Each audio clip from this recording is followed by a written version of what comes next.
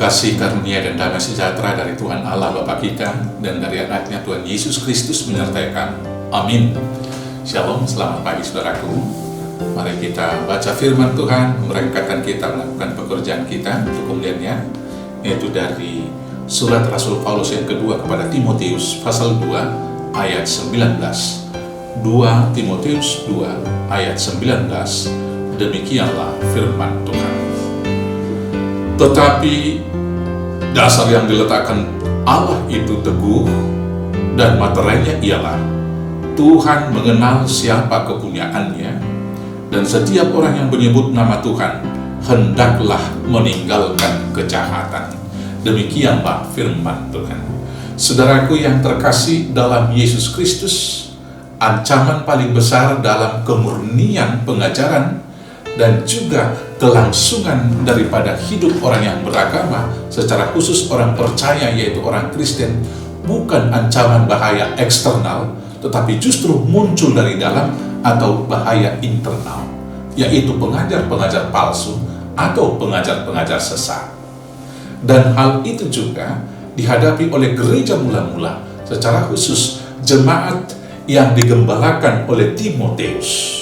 Di dalam perikop bacaan ini, apabila kita membacanya di ayat 17, di sana ada dua orang di antara banyak pengajar palsu itu, yaitu Himeneus dan juga Filetus, yang mengatakan bahwa kebangkitan kita sedang berlangsung.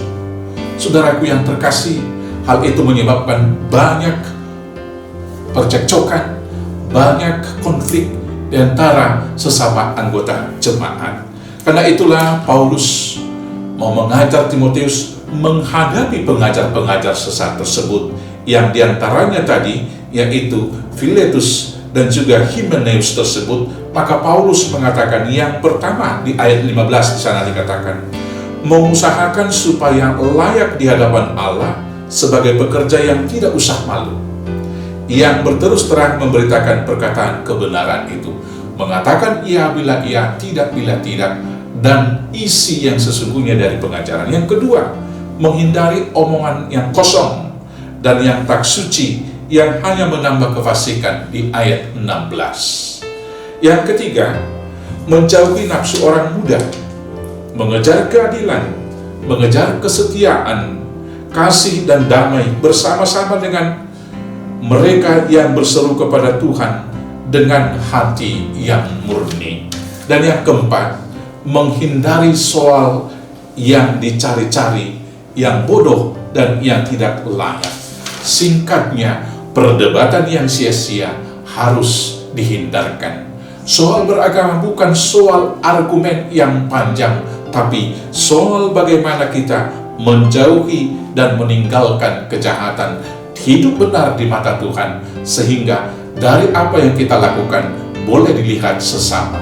Dan yakinlah, kita benar di hadapan Tuhan bukan karena kita membenarkan diri, tapi kita benar adalah karena Tuhan yang membenarkan kita.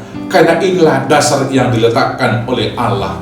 Materinya ialah Tuhan mengenal siapa kepunyaannya.